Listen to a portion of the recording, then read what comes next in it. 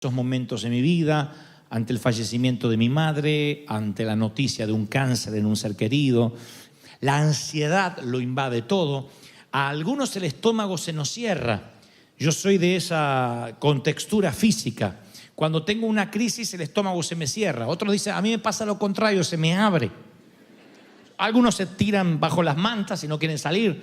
Otros se llenan de música, otros se internan en las redes sociales. Cada uno trata de superar la crisis como puede. Deberíamos superarla todas con el Señor. Pero bueno, uno tiene sus recursos más inmediatos, sus herramientas más a mano para sobrellevar la crisis.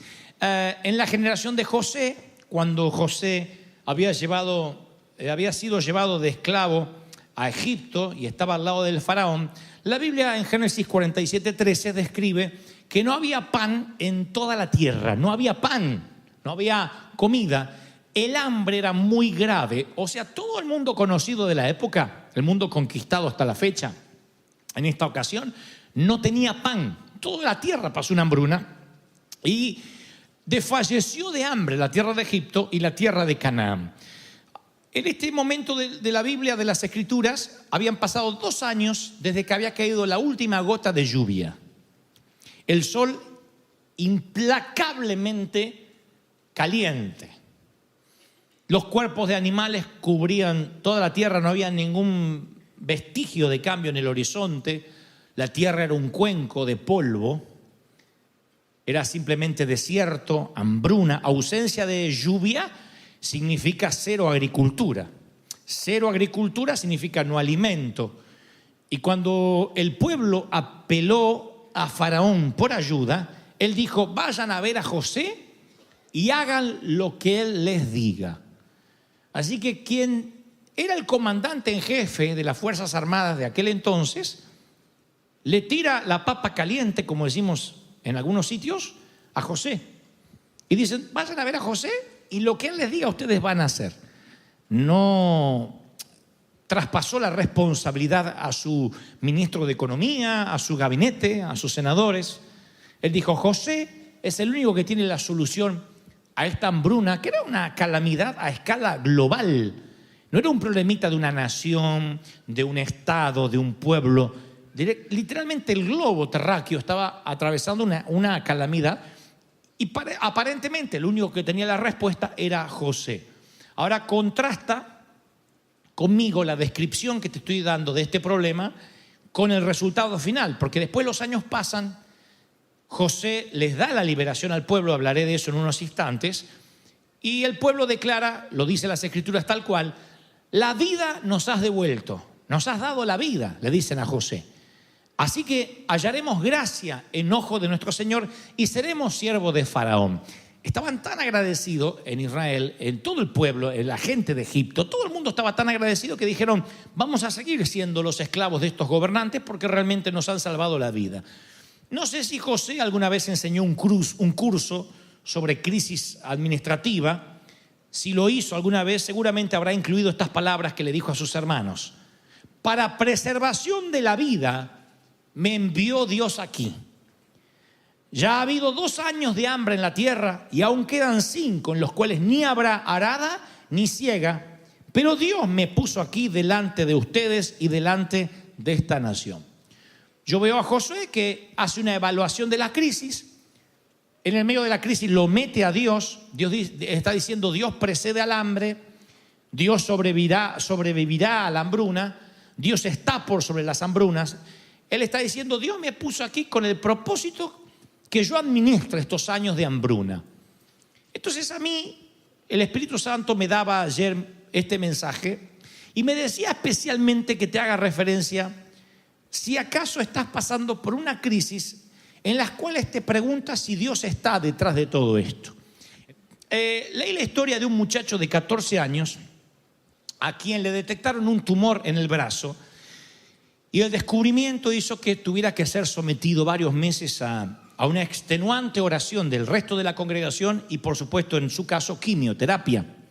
La quimioterapia, los que la han pasado saben que es literalmente como si te inyectaran veneno, te bajan las defensas absolutamente para que después vuelva a reinventarte. Es como hacer un research, es como hacer refrescar tu computadora física. Entonces quien debe pasar por la quimioterapia, si bien es la única y última esperanza para muchos, es grave, es doloroso, es extenuante. La cosa es que el muchacho se recuperó. La clínica de cáncer es un recuerdo distante para él y sus padres, pero el descubrimiento del tumor fue la parte que a mí más me llamó la atención. De hecho, la encontré fascinante. Él estaba jugando con sus primos al fútbol. Uno de sus primos quiere pegarle a la pelota, le erra y le pega en el estómago a este muchacho y él queda torcido del dolor. Claro, fue un accidente y él queda retorcido con el golpe en el estómago y ese dolor en el estómago fue tan intenso que lo llevan al hospital, a emergencias. Es así cuando le hacen placas, le hacen los exámenes y descubren que simplemente fue un golpe, que no hay daños internos en el estómago, pero de casualidad descubren el tumor en el antebrazo a tiempo, de modo que se lo pueden primero empezar a achicar con quimio y después extirparlo definitivamente. Y el padre, siempre que agradece, dice: gracias a Dios por el muchacho que le pegó una patada en el estómago a mi hijo. ¿Quién agradece por patadas en el estómago? Nadie.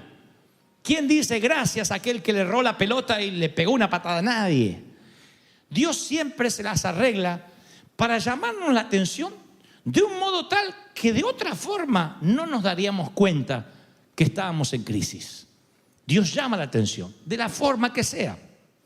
Tal vez no le llames una patada en el estómago, pero puedes llamarlo una crisis financiera fuerte, una baja en tus entradas económicas. Dios tiene muchas formas de llamar nuestra atención. Ahora, vamos al punto que nos compete, porque esto es lo que Dios me dijo que te diga. José ve la crisis, entiende que él está en medio de una crisis. ¿Cómo la enfrenta? Con un plan. Hizo acopio de grano durante los años buenos y lo distribuye en los años malos. Todo el mundo conoce la historia casi desde la escuela dominical. Cuando la gente viene en busca de alimento, les da alimento a cambio de dinero, de ganado, de propiedades, y Egipto se hace más rico que nunca. Después que José estabiliza la economía, le da a la gente, al pueblo, una lección de administración de dinero. Le dice: den un quinto al faraón y lo demás úsenlo para sembrar y para comida. Génesis 47, 24. O sea que si José tuviera que tener una tarjeta de negocios en su escritorio que dijera a qué se dedica todo el plan, podría reducirse a esto: acumular durante 7 años, distribuir durante los próximos 7 y administrar bien. Eso es lo que hace José. Sencillo. Acumular 7 años, administrar otros 7 bien, o sea, distribuirlo y administrar cuidadosamente. ¿Hay algo más sencillo que eso? No. ¿Hay algo más aburrido que eso? Sí. Yo creo que Dios podía haber librado la hambruna con alguna extravagancia. Dios podía haberle dicho: José, pondrás una vara sobre la pirámide y los granos florecerán de la tierra. Y eso sería, por lo menos ahora, una telenovela brasileña. José y los granos de Egipto. Y caen los granos. Una historia épica como Moisés hubiese estado bien al estilo Dios. ¿Qué tal algo como: José, he aquí te daré una serpiente que se convierte en vara y una vara que se convierte en serpiente. Y cuando toques las aguas del Nilo, he aquí la comida brotará por... Eso estaría bien para engalanar nuestras escrituras. ¿Qué hace Dios? Presten atención. Resuelve una calamidad con una simple administración, con un simple plan. Y nosotros creemos que milagros y espiritualidad van conectados con dramatismo, siempre. Nosotros creemos que lo milagroso o lo que Dios está incluido tiene que tener el factor abracadabra, mágico. Si Dios usa los medios naturales para bendecirnos, no creemos que sea tan de Dios. Si el dinero brota del inodoro, es de Dios.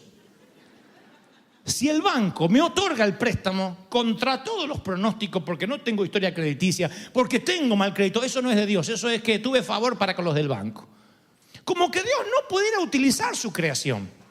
De esto hablé hace unas semanas, que aún las plagas de Egipto tienen su explicación lógica. Dios usa su creación, lo que Él ha hecho, para bendecirte. Ahora, hay un caos global en el mundo, hambruna. ¿Por qué Dios no lo resuelve con algo dramático, con un milagro? ¿Dios no lo puede hacer? Claro que lo puede hacer. ¿Qué hace Dios? Lo resuelve con un José que es un administrador. Pablo resucita muertos. Pedro sana enfermos con la sombra. Pero por cada Pablo y por cada Pedro hay docenas de Josés, que son hombres y mujeres bendecidos con habilidades administrativas, manos dispuestas para salvar personas a través de Dios. José nunca resucitó muertos, pero evitó que la gente muriera. ¿No es eso también un milagro? José hizo un plan y se atuvo a él, y por ese plan la nación sobrevivió. ¿Cómo alcanzó la victoria? ¿Cómo el triunfo? Con un plan tranquilo, un plan metódico, un plan en lo que no se apartó. Este es el punto al que quería llegar. Dios nos llama la atención con un golpe al estómago, correcto. Viene la hambruna. ¿Cómo salimos de esa hambruna? Se llama la crisis financiera, crisis familiar. ¿Cómo salimos de ahí? He aquí el punto. Necesitas un plan. No esperes el abracadabra, porque no existe. No esperes, ¡oh! Tu suegra desapareció de la faz del planeta. No.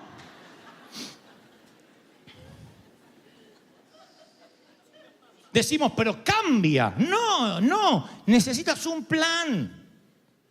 Si no mueves las cosas no van a ocurrir. Necesitas tomar decisiones. Veo a un José incluido en el canon bíblico y el tipo no resucitó un muerto nunca. Y es considerado un héroe de la fe. ¿Qué es José? Un contador. Un administrador.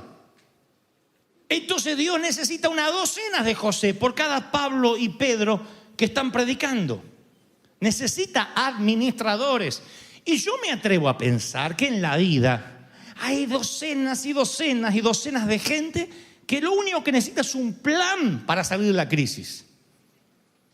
Si hace años que las finanzas no despegan en tu vida, que vives en una presión económica, ¿no será que necesitas un plan? Que necesitas una tarjeta de negocio que diga acumula 7 años, distribuye 7 años, administra bien. En lugar de Padre, que me gane la lotería en el nombre de Jesús, que me gane la lotería, una herencia, un tío que se muera, Padre. ¿No será que necesitas un plan? Pero nosotros nos agarramos a lo milagroso, a lo que creemos que es milagroso, y luego decimos, si no hay algo sorprendente que me ocurra, entonces Dios no está. Y yo veo en la vida de José a un tipo metódico, un tipo que no se mueve de la planilla del Excel. En los días previos a la guerra con Alemania, el gobierno británico encargó una serie de carteles, de flyers. La idea era llenar Gran Bretaña con consignas motivadoras y distribuirlas por la nación.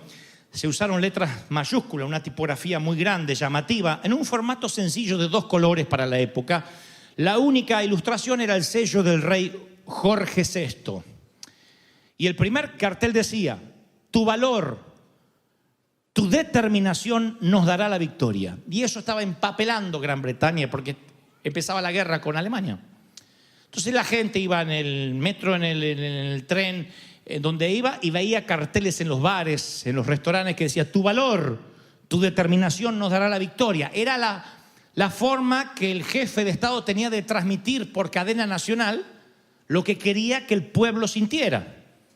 La guerra se intensificó y poco después produjeron un segundo cartel que decía: la libertad está en peligro, defiéndela con toda tu fuerza. Y estos 2 carteles estuvieron distribuidos por toda Gran Bretaña, en las estaciones de ferrocarril, en bares, en tiendas, en restaurantes. Se creó un tercer cartel que nunca se llegó a utilizar. No hasta 60 años después, que el dueño de una librería en el noroeste de Inglaterra descubre en cajas de unos libros viejos que había adquirido en una subasta. ¿Cómo saben que era un tercer cartel y que provenía del oficialismo? Porque tenía el mismo sello del rey Jorge VI y era igual la tipografía a los 2 carteles anteriores. Y el cartel decía: mantén la calma y sigue adelante.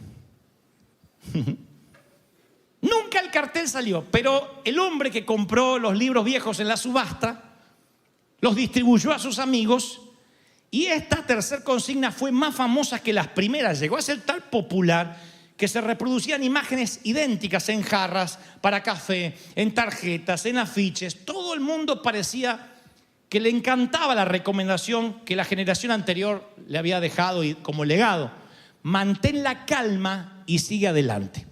De todos los héroes de la Biblia, yo creo que José es el más indicado para posiblemente tener una copia de este flyer en su oficina.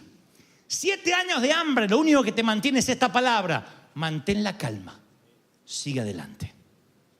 Y alguien hoy necesita que yo le diga de parte de Dios esto: mantén la calma, enfríate y sigue adelante, continúa con el plan. Mantén la calma, sigue adelante. Tú no puedes controlar el clima, correcto, yo tampoco. Tú no tienes a cargo la economía, ni la mundial, ni la global, ni lo que pasa en Wall Street, ni lo que pasa en tu casa, ni en la tienda. No puedes. Tú y yo no podemos cancelar un tsunami o detener la colisión de un automóvil, pero sí tienes la obligación de elaborar una estrategia, porque Dios está en la crisis y necesita potencializar la estrategia que Él te dio. Conserva la calma y sigue adelante. Entonces no podemos controlar las eventualidades, no podemos controlar los infortunios, pero Dios esta tarde te dice: pídeme un plan del tamaño de una tarjeta con 2 o 3 pasos y yo te lo voy a dar. Acumula 7 años, redistribuye 7 años y administra bien. Si el plan de Dios no puede ser escrito en una tarjeta de negocios, entonces quizás no sea plan de Dios. Dios hace las cosas sencillitas. No hay ni siquiera en la Biblia 2, 3, 4 capítulos de una orden de Dios. Sal de tu tierra y tu parentela. ¿Cuántas palabras lleva eso? Cuéntenlas. Punto, se terminó. Ahí está el plan de Dios, atrás.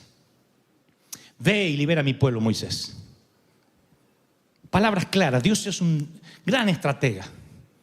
Alguien que sabe hacia dónde va. Y si hay un plan y no te mueves de ese ADN, la iglesia, la compañía, todo lo que emprenda funciona sobre ruedas. Sobre ruedas.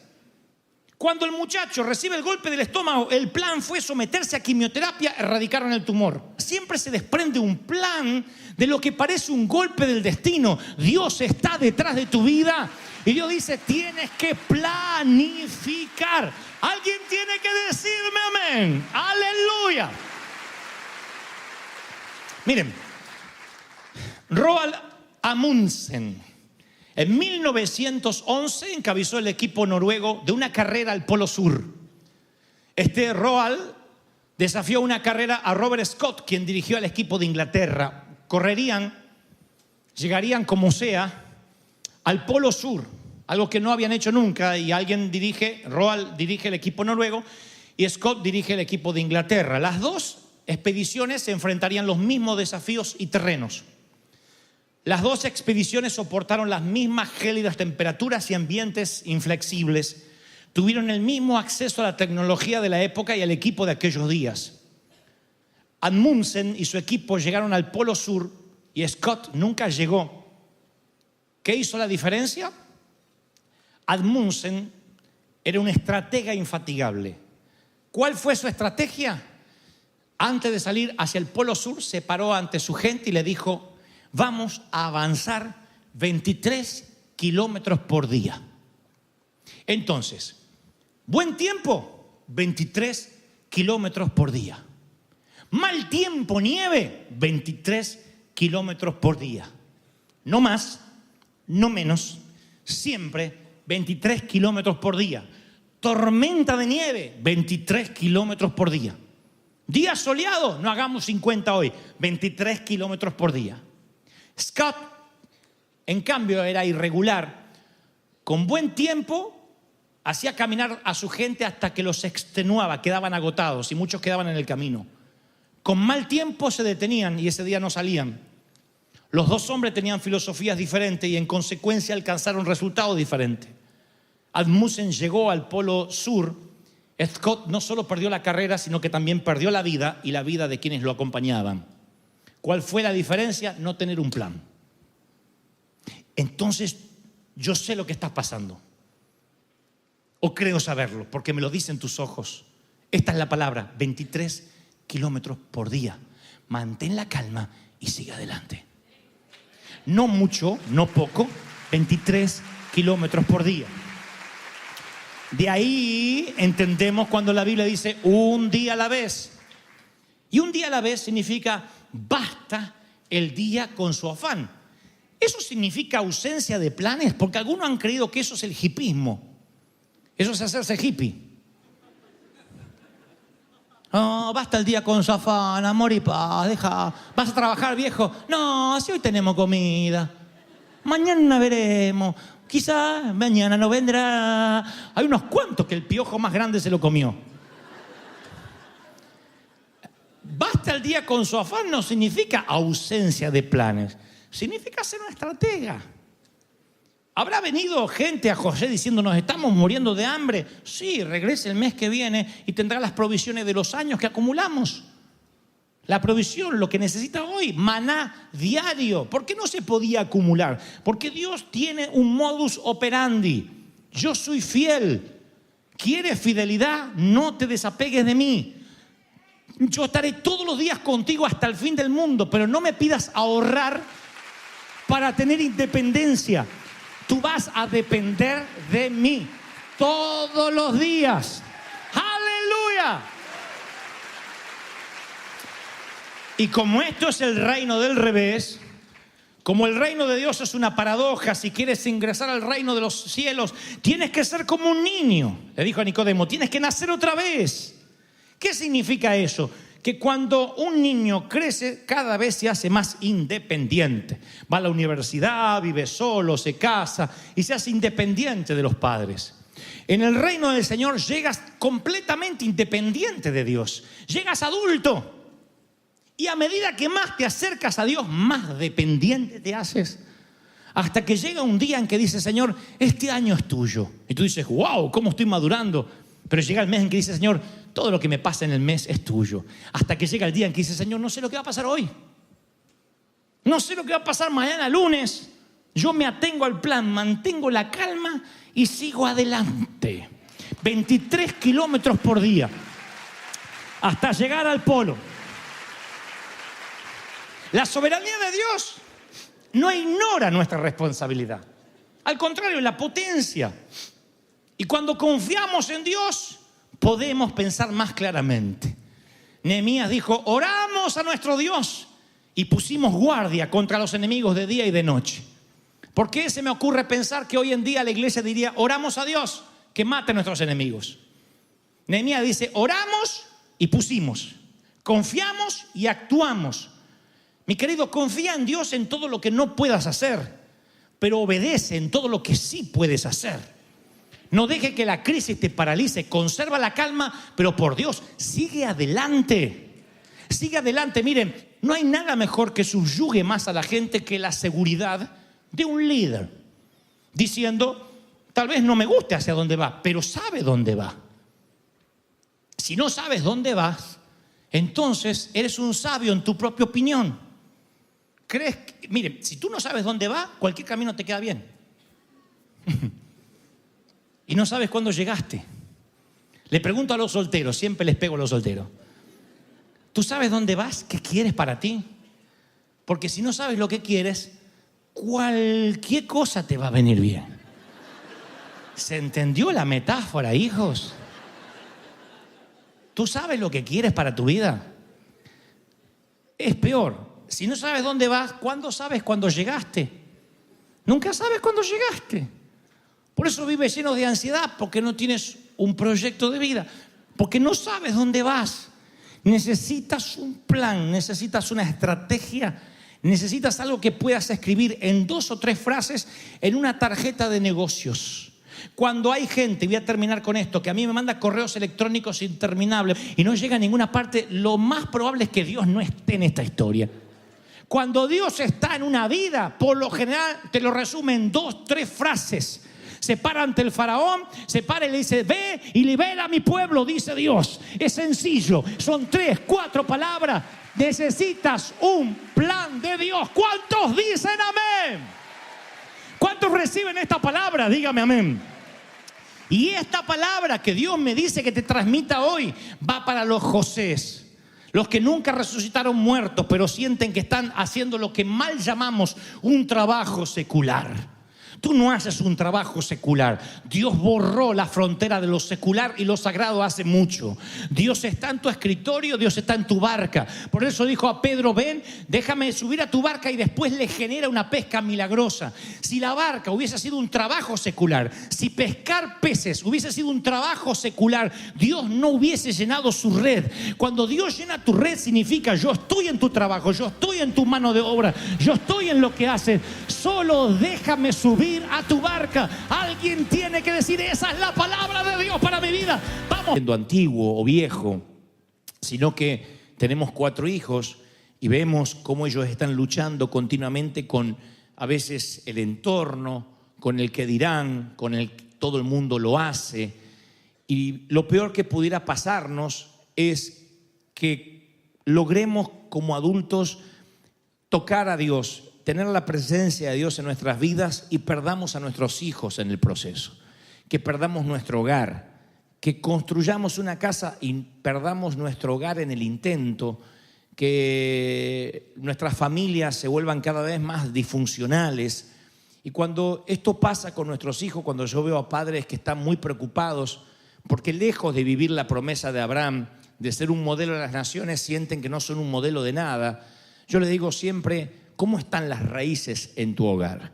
¿Qué es lo que estás enseñando a tus hijos? Ahora vamos a convenir algo antes de avanzar, porque también lo dije en el servicio anterior.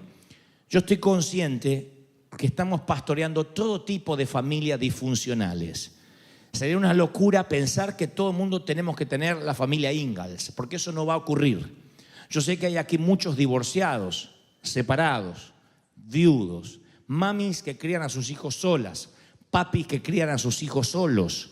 Y yo no te estoy diciendo que eso esté mal, porque así llegaste, porque así se tocó la vida, porque los infortunios, porque la providencia divina a la vez no estuvo contigo en cierta ocasión, porque tuviste que hacerlo, porque yo no soy de aquellos que dicen: te hubieses seguido casado con ese aunque no lo amaras. No, cuando algo está, como dijo la proverbista doctora María Polo, irremediablemente roto, lo mejor es a veces reiniciar. No somos pro divorcio, pero hay muchos que han llegado aquí a la congregación con matrimonios rotos. En algunos Dios ha hecho la restauración, Dios los ha salvado, los ha reconstruido. Otros no, otros han venido ya con una historia de vida, y nosotros somos conscientes de eso. También mencionaba, y lo quiero volver a decir, no somos una iglesia que condena a nadie, por mucho que esté involucrado en pecados, en una vida compleja. Si de pronto algún día tu hijo te dice: mira, mami, papi, yo soy homosexual, siento atracción por el mismo sexo, no se te ocurra decirle: no le cuentes al pastor, no lo digas, no tienes que ir más a la iglesia, porque al contrario, somos un hospital, somos un sitio para gente rota, para gente necesitada. Este es el sitio que nosotros queremos que esté en la gente que tenga crisis. Ahora, el hogar es el sitio donde las raíces son sembradas. Entonces yo tengo que preguntarle a los padres: ¿tienes una carga renovada por tus hijos en estos días? Yo sé que hay mucha gente aquí que siente que Cristo no va a sus hogares. Mucha gente me lo ha dicho. Me dice: mira, en los negocios me van bien, en la economía me va mejor, pero siento que en mi casa es un desastre. Cada vez nos entendemos menos con mi mujer, con mi esposo. Mis hijos, la relación cada vez es más distante.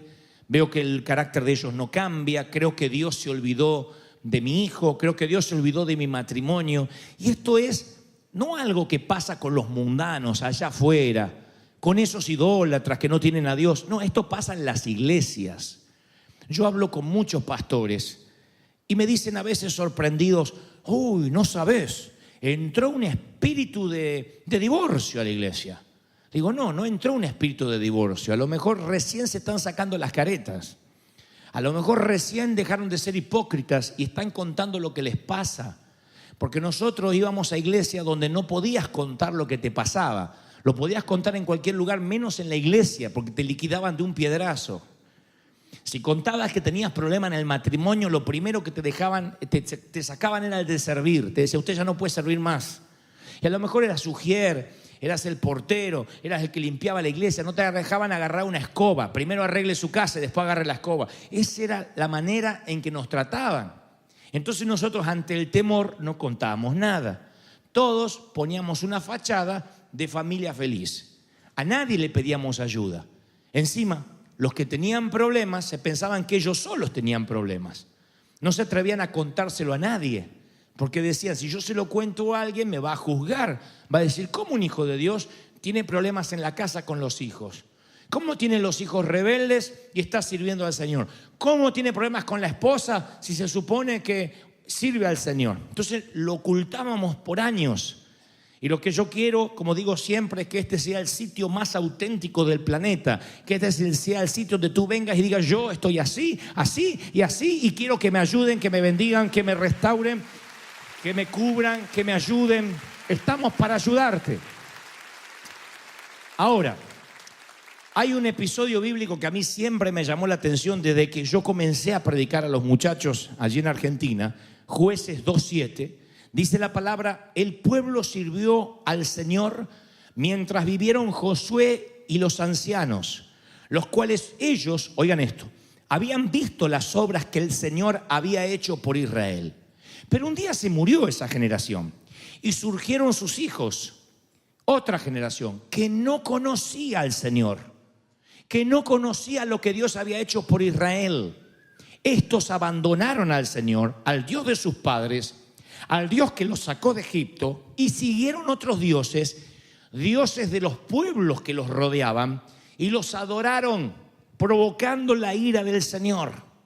O sea, yo estoy pensando, es inaudito imaginar que los hijos de Israel, que vieron tantos milagros, se iban a perder. Uno diría, se pierde la tercera, la cuarta, la quinta generación allá por los nietos. No, los hijos de los que vieron los milagros era una generación que no conocía a Dios. Es como que dentro de 50 años tus hijos y los míos les importa un cuerno a la iglesia, no saben quién es Dios, no les importa venir a River Arena, la presencia de Dios es un chiste. Y ustedes dicen, ¿y qué pasó en el medio? ¿Cómo puede ser que los hijos de Josué que experimentó los milagros más grandiosos de Dios, el cruce del Jordán, si vamos más para atrás, sus padres, los abuelos, el cruce del Mar Rojo, la piedra que brotó agua, el maná que caía del cielo, y se levanta una generación que adora a los dioses ajenos, que el entorno los envuelve? ¿Quién es el culpable? Cuando ven esta historia, vamos a buscar un culpable.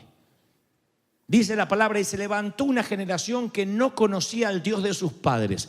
Vamos a buscar un culpable. ¿Quién es? ¿Quién te parece que pudo haber sido el culpable? El autor intelectual de que haya toda una generación que no conozca al Dios de sus propios padres. ¿Quién es? ¿Satanás? ¿El culpable? Bueno, puede que sea el autor intelectual de esto, pero ¿quién es el culpable directo para que sus hijos no conozcan al Dios de los padres? ¿Dios? Dios tenía que haberse tomado el trabajo de hacerle otros milagros nuevos a los hijos para que los hijos crean como creyeron los cabezones de los padres. ¿O eran los padres quienes debieron transmitir a sus hijos algo que no transmitieron y sus hijos dieron por sentado? Cuando nuestros hijos dan por sentado esto que ya tenemos e ignoran el desierto por el cual pasaste, el sacrificio que te costó tener lo que hoy tienes, se hacen unos petulantes, se transforman en unas personas que se llevan el mundo por delante como si el mundo les debiera algo. Y lo peor de todo, fundamentalmente, personas que no conocen el Dios de los milagros. Personas que no saben lo que es el Dios de la siembra y el Dios de la cosecha.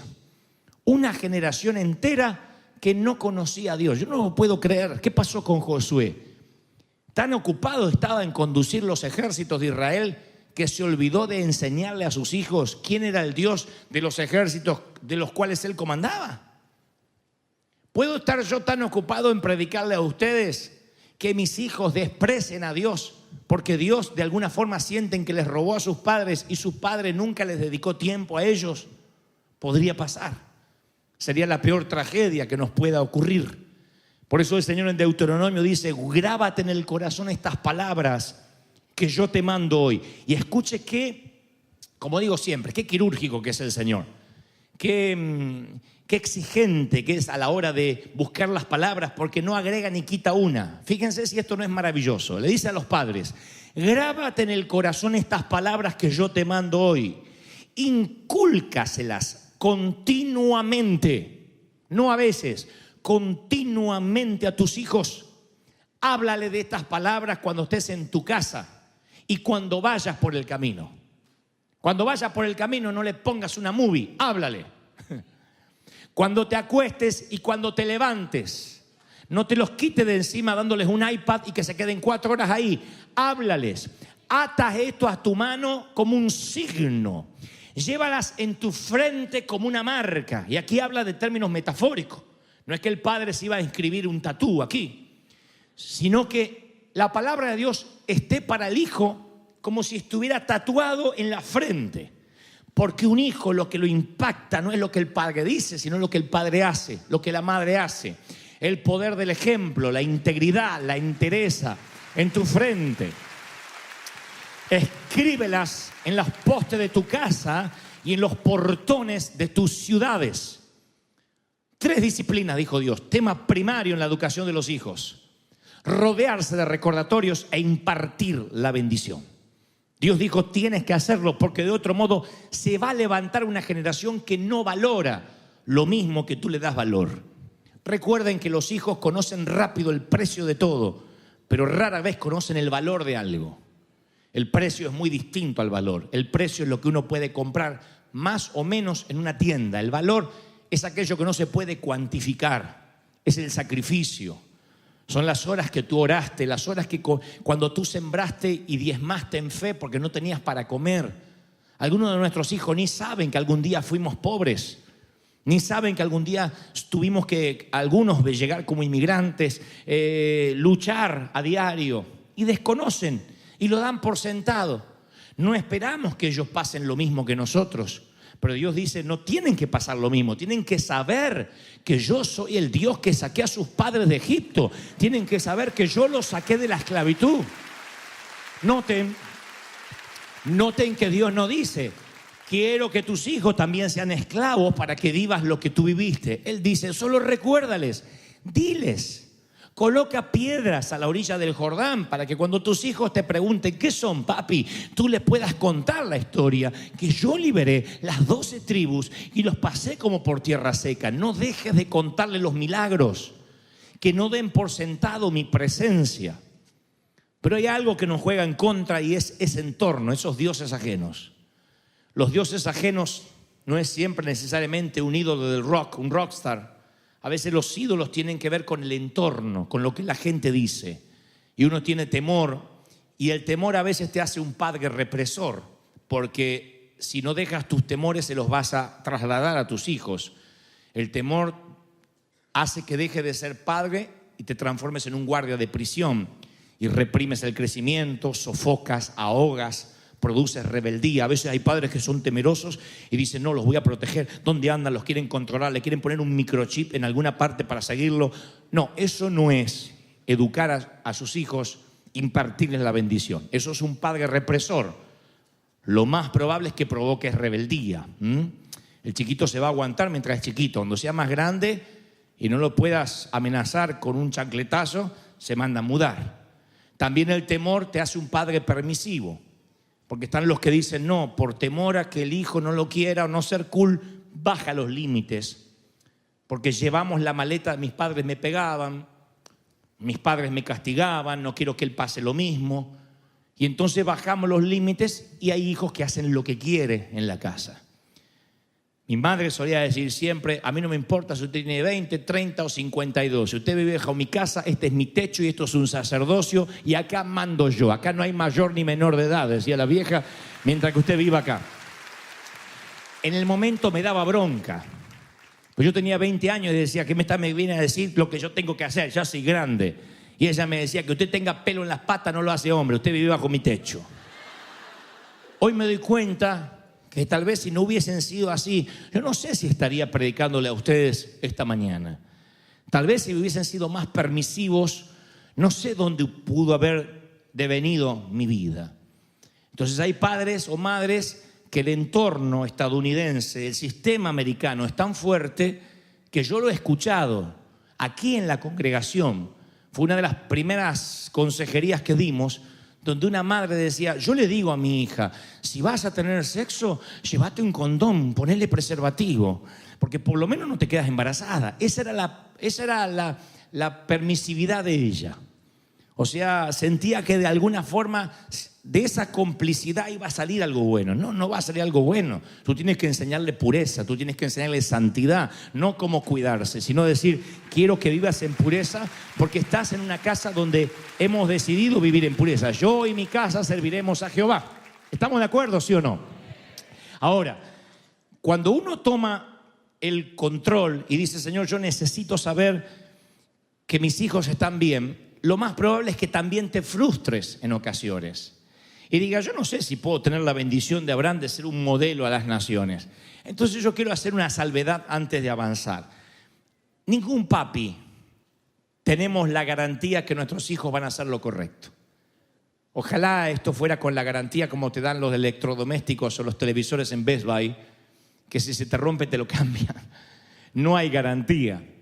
Lo único que podemos hacer es proveer la tierra que conduce al éxito, proveerles el camino, señalarles, ponerlo en la frente, como dice el Señor, recordárselo, inculcárselo, impartírselo. Pero todo lo demás va a depender de Dios. Si fallan, uno tiene que descansar por la noche sabiendo que uno hizo lo mejor que pudo. Pero uno no va a descansar por la noche si uno sabe que no hizo lo mejor que pudo. Y esa es la palabra que yo quiero transmitir hoy al cierre de la cadena. Que Dios nos está hablando de que debemos asegurarnos de no ser un fantasma en casa, de no ser una sombra. Nuestros hijos tienen que saber que somos reales. La vida se pasa volando y es muy posible ver crecer a nuestros hijos en una cama. Cuando te vas están durmiendo y cuando vienes están durmiendo. Y dices, ¿cómo está creciendo? Y lo mides acostado porque nunca lo ves parado. Es lo más probable. Yo digo siempre que el sentimiento de orfandad es más aceptable cuando es acompañado con un cuarto vacío. Bueno, soy huérfano. Soy huérfano porque papá murió, porque mamá murió, porque se fueron. Pero cuando el padre está presente y te sientes sin padre, ese sentimiento de orfandad duele más. Así como la soledad no es ausencia de rostros, sino que la soledad es ausencia de intimidad. Tú puedes estar rodeado de gente y a lo mejor ahora mismo sentirte solo. Y alguien te dice, ¿cómo te vas a sentir solo si había no sé cuántas miles de gente ahí? Yo me siento solo. Hay iglesias donde te sientes solo. La soledad no es ausencia de rostros, es ausencia de intimidad. La orfandad no es ausencia, o mejor dicho, no es que tengas un padre muerto. La orfandad es un padre vivo que vive para trabajar, para dar una casa que todos dan por sentado, para mantener autos que todos dan por sentado, y los hijos lo único que reclaman, y se lo digo porque yo soy hijo y tú eres hijo, y vas a estar de acuerdo cuando te lo diga, lo único que reclamamos se llama tiempo. Tiempo. No hay un hijo que quiera otra cosa. Yo no me acuerdo si de chiquito yo era rico, era pobre, yo no me puedo acordar. Yo lo que me acuerdo es que si empezaba a llover y se cortaba la luz, para mí era una fiesta, al revés de mis hijos que les agarra la abstinencia de Wi-Fi. Yo, cuando se cortaba la luz, era una fiesta porque prendíamos vela y sacábamos juego de mesa. Los juegos de mesa eran aburridísimos. No eran unos juegos sofisticados, era mover una fichita con los daditos, mueve 4 casilleros. Pero lo que a mí me gustaba es que tenía mamá para mí. Hasta el viejo lo tenía para mí, que no sabía jugar pero tiraba los dados. Pero hasta el viejo lo tenía ahí. Entonces, yo recuerdo ese tiempo que a lo mejor mamá decía, hago unas, se llama tortas fritas, que eran unas masas que mezclaba así con grasa. Ahí no había gluten free. A ir a comer hasta reventar. Vamos que tengo más. A comer, llenos de azúcar. Pero lo que me acuerdo era el tiempo que vivíamos, el olor a esa comida. el calentador allí que tiraba más querosén que fuego, la intoxicación salías así, estaba Bob Marley parece, salía de casa. Pero recuerdo ese tiempo como algo maravilloso. Recuerdo a mi papá diciendo, hoy dan una de John Wayne, hoy dan una de John Wayne a las 2 de la tarde. Se llamaba Sábados de Superacción. Y prendía la tele y en blanco y negro toda la familia, yo comiendo una banana, el otro hermano comiendo otra cosa, todos mirando la película de John Wayne. Yo no digo que vamos a volver a eso porque cada uno mira sus series en sus propios dispositivos. Yo hablo de la conexión que había y la desconexión que hay hoy. Entonces uno dice, yo soy un padre presente, yo soy hombre. A mi familia no le falta nada, pero yo digo siempre, ser varón no es ser hombre. No se mide a un hombre por los músculos, sino por la fibra moral. A un hombre no se lo mide porque provee lo necesario. A un hombre se lo mide porque está presente, porque la reputación es lo que la gente piensa de nosotros. El carácter es lo que los hijos saben que somos nosotros. Nos miran, nos observan. Tus hijos te conocen más de lo que sospechas. Escuchan más de lo que crees. Saben tus susurros, saben tus malas caras. Hay cosas que se las callan. ¿Cómo lo sé? No estuve en tu casa, pero estuve en la mía. Yo sabía todo. Sabía cuando mis padres hablaban mal de la iglesia. Sabía cuando discutían, escuchaba los ruidos raros. En una casa chica se escucha todo. Dios me libró de no quedar traumado por algunas cosas. Y un padre comprometido, dice la estadística, cuando hay un padre comprometido en una casa, los hijos tienen un 75% de probabilidades de ser cristianos comprometidos. Si en una casa solo la mamá es la comprometida, el papá de tanto en tanto viene a Christmas, viene a Easter, pero la mamá es la que se compromete, solo el 20% de esos hijos tienen posibilidades de ser un cristiano comprometido. O sea que no estamos jugando la vida y la muerte de la próxima generación. Ahora, yo sé que algunos están diciendo, bueno, es que la vida a mí me fue muy dura y se me hace difícil dedicar tiempo a mis hijos. Yo sé, no te estoy hablando de horas, no te estoy hablando de que dejes el empleo y dediques 5 horas a estar con tus hijos. Pero no me digan que no es fascinante cuando uno está muy cansado de decirle al hijo, ponte con el iPad ahí, juega con los jueguitos ahí, que te dejo 2 horas, te dejo. Bien, hace el mocoso y tiene 2 horas de libertad para ver Netflix, para ver lo que sea. Esas 2 horas de desconexión no vuelven. Y tú dices, ¿y es tan grave? No, si las ves como 2 horas. El tema es que si esas 2 horas se repiten y es un patrón y una y otra vez, hay una generación entera que no habla con sus padres, porque es la única manera que yo tengo de entender que los hijos de Israel no conocían al Dios de los padres. Yo conozco al Dios de esos padres. Yo leo las escrituras y me regocijo con el maná que cae, con la piedra que brota agua, con el mar que se abre en 2, con los egipcios ahogados. Yo me regocijo y los hijos no sabían la historia. ¿Really? No, voy a empezar a ser bilingüe ahora. De verdad que los hijos no sabían la historia.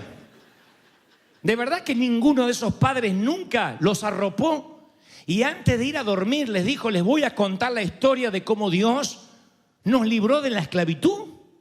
¿Cómo puede ser que esos servían a dioses ajenos? Es el mismo flagelo que sacude a las iglesias hoy. Si algún día tienen tiempo, vayan una mañana a cualquier iglesia americana al azar. Si encuentran a alguien que no tenga la cabeza blanca, yo les doy un premio. Las iglesias se llenaron de viejitos. Ni los hijos ni los nietos pisan la iglesia.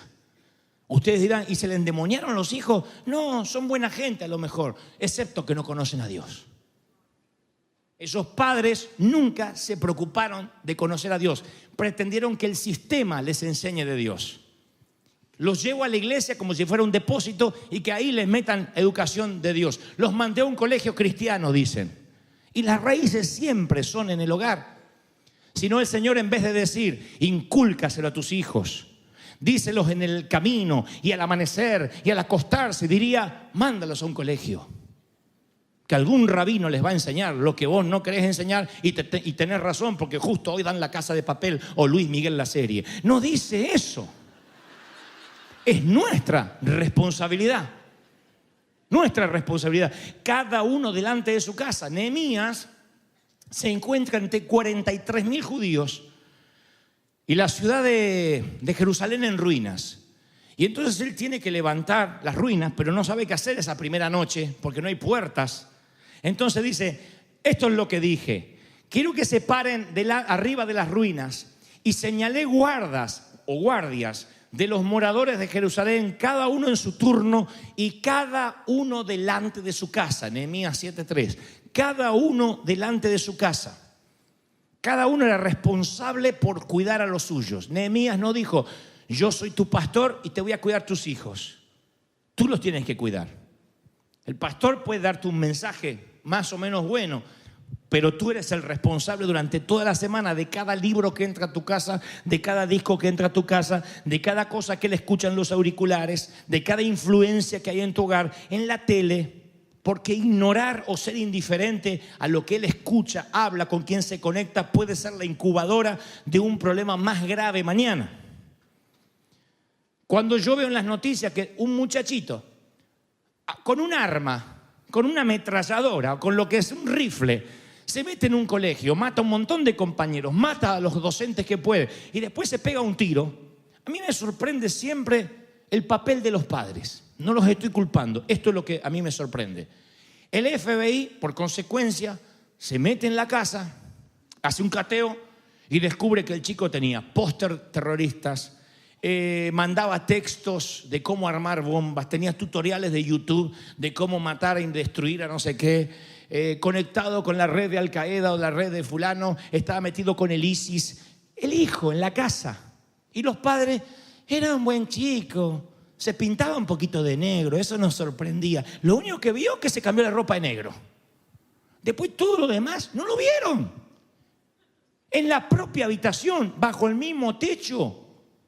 No sabían dónde navegaba. No sabían con quién chateaba. Entiendo un pibe que se va y vive solo en un apartamento y le perdiste el rastro. Hijos con padres ahí. Sorprendidos, dando la nota a CNN. Oh, realmente nos sorprendió mucho. Oh, era un buen niño. Oh, mató 72, pero era un niño bueno. ¿Cómo? Yo digo, no lo vieron, no notaron un cambio.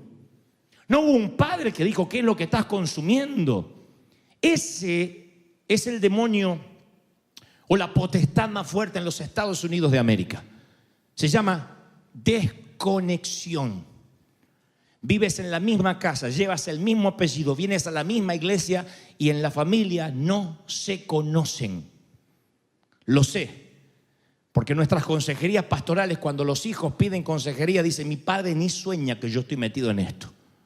Y cuando los padres piden consejería, dice, mi esposa ni se imagina en lo que estoy metido. Cuando la mujer pide, dice, que no se entere mi marido, que no se enteren mis hijos. Y son 4, 5, 6, 7 desconocidos, mismo apellido, y no se conocen. La desconexión es lenta. De hecho, no tiene fecha de vencimiento. El sueño americano, si no está fundamentado en Dios, te termina separando, te termina divorciando, sí o sí. En un matrimonio te terminas distanciando. El verdadero desafío en este país no es el crédito, no es la casa, es no distanciarse. Llegas aquí y no sé qué es lo que pasa, pero empieza como una tarea lenta donde los que se terminan divorciando, porque realmente está todo irremediablemente roto, no saben ni cómo llegaron hasta ahí. No saben. Dicen que cuando una mujer se divorcia, ya se divorció en su cabeza 10 años antes. Y cuando finalmente se lo comunica al cónyuge, no hay vuelta atrás. El esposo es el que más o menos da vuelta, va y viene, va y vuelta, es que no me lo esperaba. Pero a veces ni se dan cuenta el distanciamiento, la desconexión. Imagínense si eso pasa de manera horizontal en una cama matrimonial, donde lo único que a veces hay es un poco de sexo. Imagínense lo que es para abajo con los hijos. No hay conexión, no se conocen. ¿Y el fulano llegó? Sí, ahí hay comida en la nevera que se enfríe, que se caliente. ¿Salió? No sé, no lo vi, debe estar en su habitación, está la puerta cerrada. Como si estuviera hablando un conserje de los huéspedes del hotel. ¿Salió el de la habitación 32? No, creo que está ahí, puso no molestar, así que no lo molesta, hace 3 días que no sale. Entonces la palabra, cuando Dios dice literalmente que los hijos no conocieran al Dios de los padres, esto me lleva a otra conclusión. Yo no creo que fue tan explícito como no conocían al Dios de los padres, no conocían a los padres. Porque si mis hijos me conocen a mí como padre, van a conocer a mi Dios. Porque de la abundancia de mi corazón habla la boca. Es imposible que no me conozcan, no conozcan a Dios y me conocen a mí. Imposible. Imposible. Si tú hablas conmigo, seguramente vas a conocer a Dios. Y no porque yo sea alguien que ande orinando agua bendita por la vida, sino porque no tengo otra vida. Es lo que hago. Es lo que hago, inspirar, ministrar, predicar, servir. Es lo que hago. Y si me conoces, conoces a mi Dios. Pero estos muchachos no conocían al Dios de sus padres. Yo creo que se desconectaron.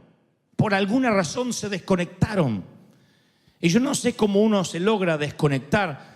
Miren, estamos conscientes como pastores que hay muchos aquí que no tienen una familia funcional. Y eso no te hace ni más ni menos espiritual. Yo bendigo a los viudos, a las viudas, a los separados, a los divorciados, a los solteros, a los que los que llegaron en concubinato, porque muchos están en proceso de arreglar su vida, otros no se han podido divorciar legalmente. Yo no estoy diciendo que aquí todo el mundo tiene que ser la casa de la pradera, los Charles Ingalls. Estamos conscientes de eso. El gran tema es cómo vas a pararte en tu hogar, sea que tu hogar esté formado como sea que esté formado. ¿Cómo vas a pararte en tu hogar? Si te divorciaste, si te separaste, es muy doloroso perder una pareja porque cuando uno pierde una pareja, esa persona se lleva tus secretos. Alguien definió alguna vez que si enviudas, por lo menos los secretos se fueron con el homenajeado. Pero lo que es doloroso es saber que tus secretos ahora están con alguien más. Y yo sé que de nada sirve una cena elegante si no tienes con quién compartirla, o qué bueno puede ser un gran televisor, un gran plasma, si no hay nadie para verlo contigo. Entonces, esto que es un trance de la vida, para algunos cuantos que se han tenido que divorciar, que están solos, que están viudos, a veces te deja muy expuesto en los afectos. O sea, que te deja muy sensible, muy necesitado, carente de afectos. Y cualquiera que te preste atención desata un huracán de sentimientos. Si es el sexo opuesto y estás libre, está bien. Pero a veces quien despierta esos sentimientos, déjeme avanzar, son los propios hijos. O sea, a veces hay personas que quedan solas o divorciadas y algunas madres o padres buscan el afecto que le falta en ese hijo que no puede darte el afecto que estás necesitando. O sea, los ponen de cómplices. Y la palabra perversión no solo tiene que ver con lo sexual, sino cuando pervertir significa desviar del uso natural. Un niño tiene que ser niño. Un niño no puede ser la víctima inocente de una guerra de dos adultos. Y siempre que hay gente separándose, le decimos: no contaminen a los hijos. No, pero el desgraciado del padre no sabe lo que me hizo. Tiene que saber quién es el padre. No. Que se entere quién es el padre cuando sea mayor de edad. Que saque sus propias conclusiones, porque te falló a ti como marido, no a tu hijo como padre. Sigue siendo el padre de tu hijo, sigue siendo el papá de tu hijo. A lo mejor es un pésimo marido, pésimo esposo, infiel, pero es el padre de tu hijo, o la madre de tu hijo, valga el caso. Entonces a veces, cuando alguien está necesitado de afectos, se pone a su hijo de su lado como si fuera un cómplice y termina siendo un rehén. Y tu hijo no es un rehén. Lo aclaramos siempre. Yo no lo he dicho mucho los domingos aquí, pero yo creo que ante este flagelo de una generación entera que no conoce a Dios, es necesario decir: no le des al niño algo más excesivo de lo que puede cargar emocionalmente. Ya bastante estrés tiene con su propia adolescencia. La niñez es un privilegio que pasa una sola vez.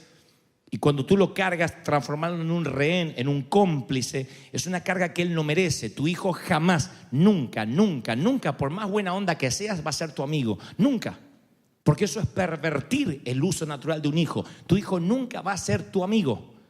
Tu hija nunca va a ser tu amiga, va a ser tu hija. Puede ser tu compinche, puede ser que tú estés amafiada con tu hija y la pases bien, pero nunca va a ser tu amiga, va a ser tu hija, y nunca dejarás de ser responsable por esa hija que un día Dios te prestó para que críes, para que la pongas en la sociedad y para que sea una mujer de bien o un hombre de bien. ¿Estoy siendo claro en esto, sí o no? Entonces, pase lo que pase, te pelees o discutas, recuerda que cualquier pareja puede arreglar cualquier problema puertas para adentro en la habitación. Mi vieja, sin ser una proverbista, decía: los matrimonios se pelean y después se arreglan en la cama, y los demás afuera no estamos ni invitados ahí. Y es verdad. Pero cuando tú cuentas, ya sea tu propia madre o cuando tú sacas un problema matrimonial afuera, después te arreglas y el de afuera no se olvida. Tú lo perdonaste a tu marido, pero lo que contaste por ahí de él o de tu mujer no se lo olvida a nadie. Entonces, cuando uno entiende que hay códigos que tienes que tener, como el sacerdote de la casa, pararte en la puerta, y todo lo que pase de la puerta para acá lo arreglas como sacerdote del hogar. Tienes que pedir consejería, pides consejería de manera confidencial, privada, y se arregla de las puertas para adentro. Esa es nuestra responsabilidad para que fundamentalmente la familia no se desconecte. Este es un país, insisto, donde los hijos pasan horas en su recámara haciendo tarea, disque tarea, en su computadora, con un wifi, con una autopista virtual de miles de información que tú ni soñaste ni en tu hora más perversa cuando eras joven. No tienes la menor idea lo que tus hijos ya vieron, no tienes la menor idea, no lo que van a ver. Y no digas: ay, no, mi hijo no está cubierto, no, mi hijo es muy santo. Tú, abuela, no tienes la menor idea lo que vieron. No lo sabes. Pero como pastor de los jóvenes te lo digo, tú no tienes la menor idea de lo que ya vieron. Vieron mucho más de lo que tú viste en tu propia vida sexual. Ya lo vieron en una pantalla. Es imposible que no lo vean.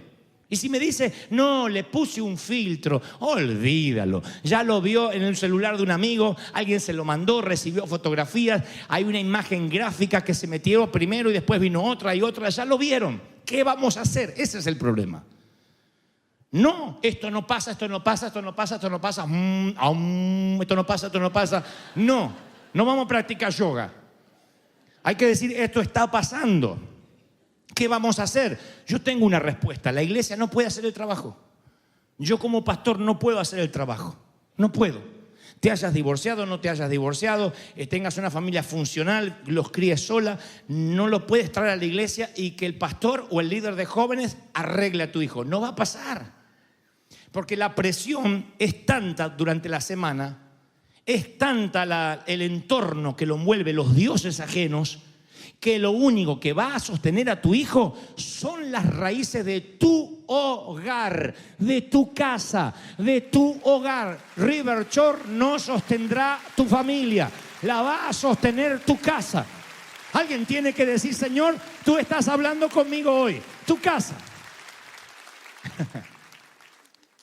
Yo no le puedo echar la culpa a nadie, es mi casa y es la tuya. Cuando esa responsabilidad te viene a la mente, dice: wow, entonces, ¿cómo puedo hacer frente? Yo muchas veces oro aquí por los niños cuando los presentamos, cuando los bendecimos, y te confieso, muchas veces cuando yo oro por ellos y digo: Señor, los cubro, los rodeo, siempre me pregunto: Señor, ¿cuántos de estos, si tú no vienes antes, serán adultos y se perderán en las garras del diablo porque sus padres descuidarán la atmósfera espiritual del hogar? Bendecirlos es un símbolo. Después que te queda toda una tarea de mínimo 20 años. Eso es como cuando nos multiplicamos en la iglesia. Hay gente que dice: yo ya traje un alma nueva, ya está, la dejé ahí. ¿Qué mamá fue, parió un hijo y lo dejó en la nursery? Le dijo: ¿qué? ¿Había que traerlo? Después nos queda la tarea de alimentarlo, de solidificarlo, de que metabolice los alimentos. Y los hijos son eso, es una tarea diaria.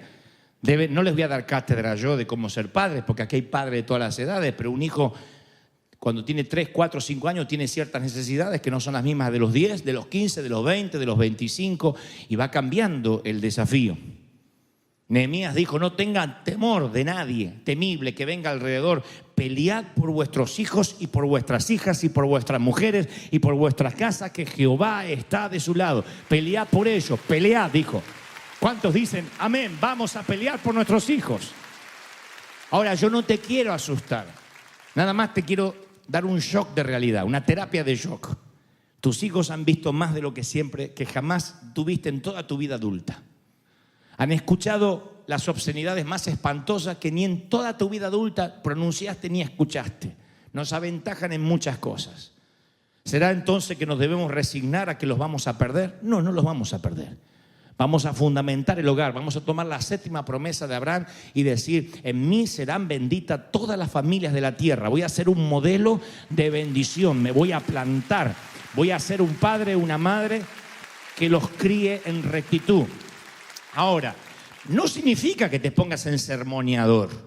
No vas a ser Ned Flanders de los Simpsons. No vas a andar por la vida repartiendo versículos bíblicos a tus hijos porque se van a pudrir, se van a cansar.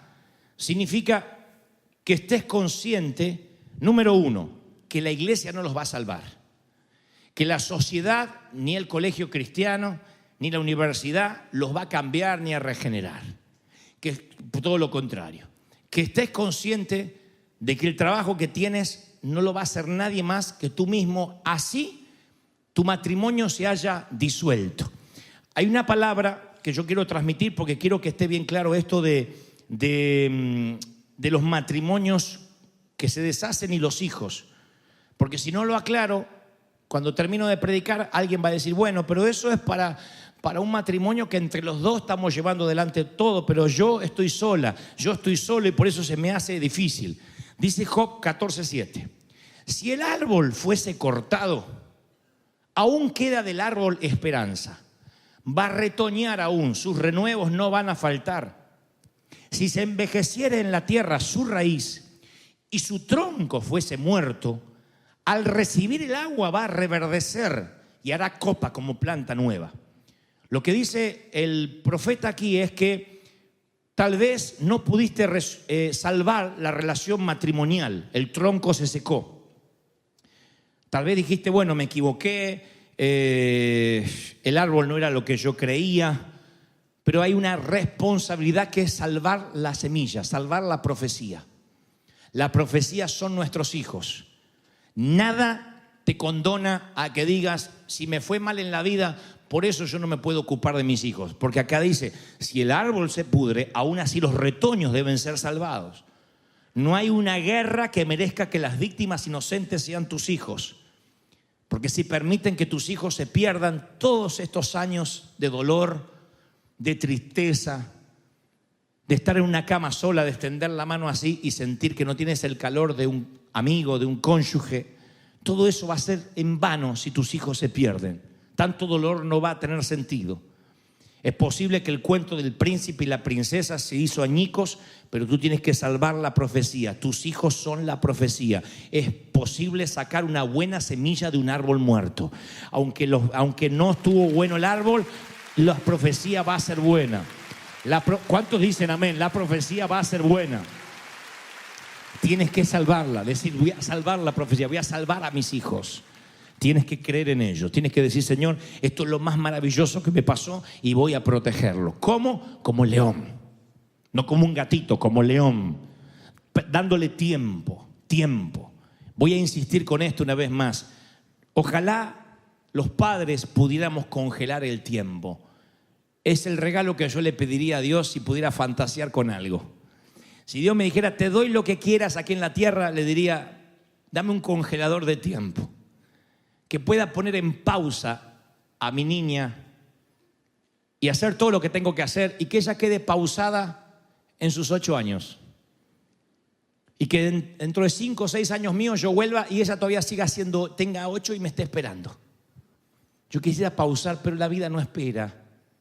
Y no solo no tiene botón de pausado la vida, no tiene botón de rewind, no tiene botón de rebobinado. No puedes retroceder. No puedes volver a vivir los cumpleaños. No puedes ver la carita feliz de una niña soplando pastel. Después ya tiene 13, 14, 18 y no le importa soplar velitas en un pastel.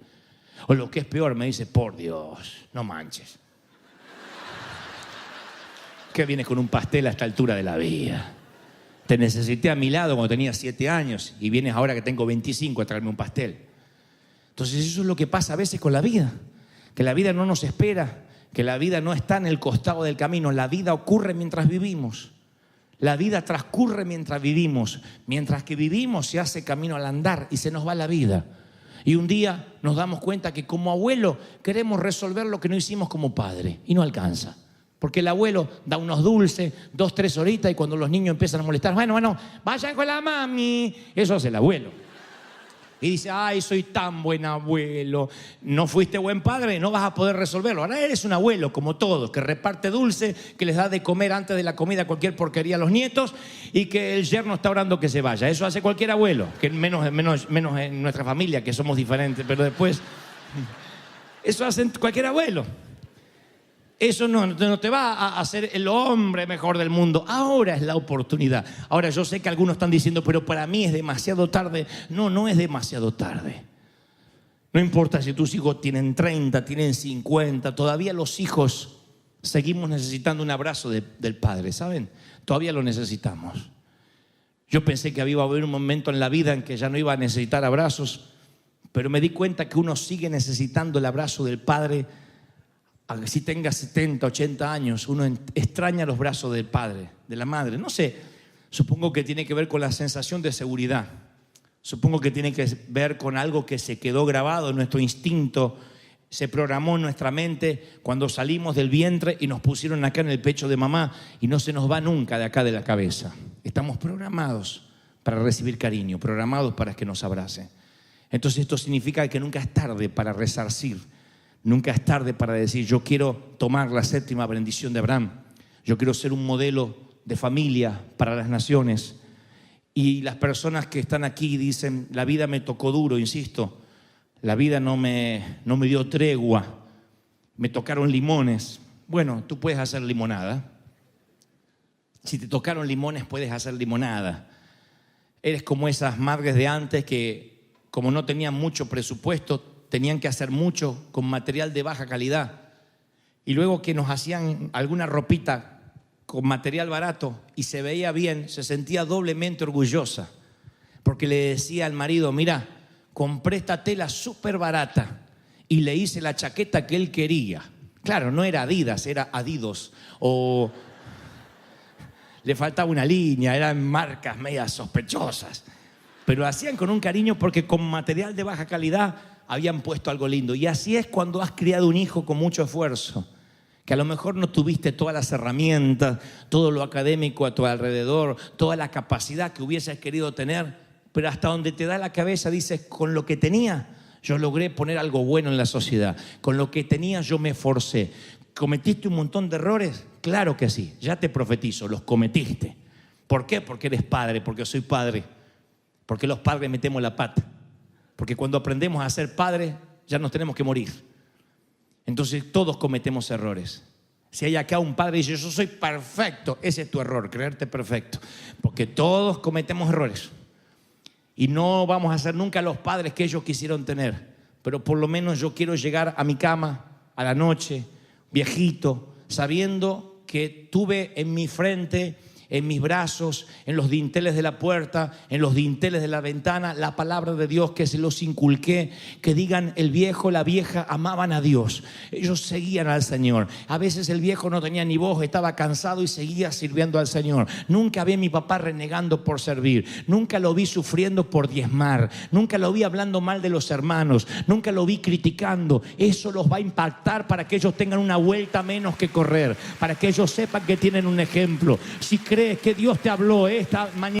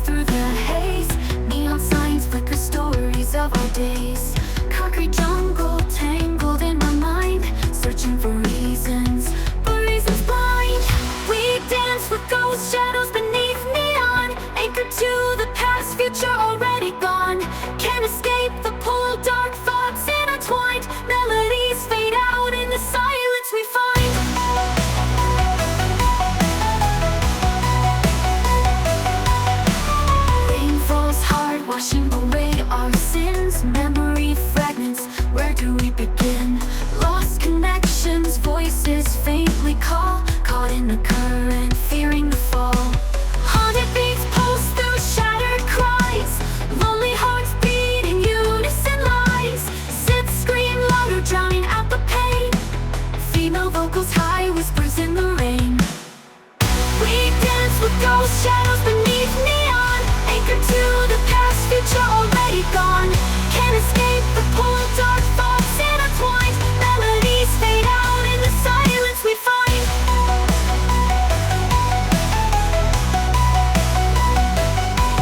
We dance with ghosts, but shadows can fade, letting go of the past. A choice to be made.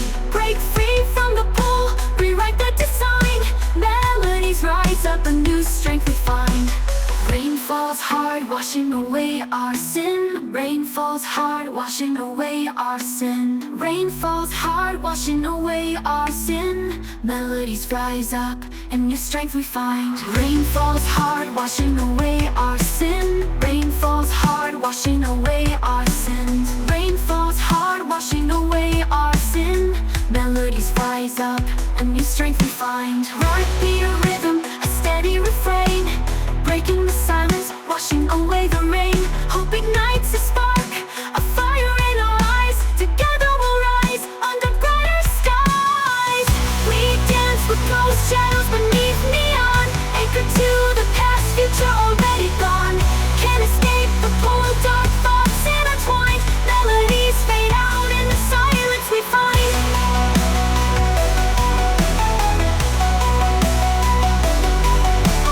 Sunrise paints the building streaks of gold, a chance to break free, a story untold. Maybe this heartache won't hold me so tight. Maybe a new day can set things right. Haunted beats pulse through the steady refrain, letting go of the past, a choice to be made. Break free from the pull, rewrite the design. Melodies rise up, a new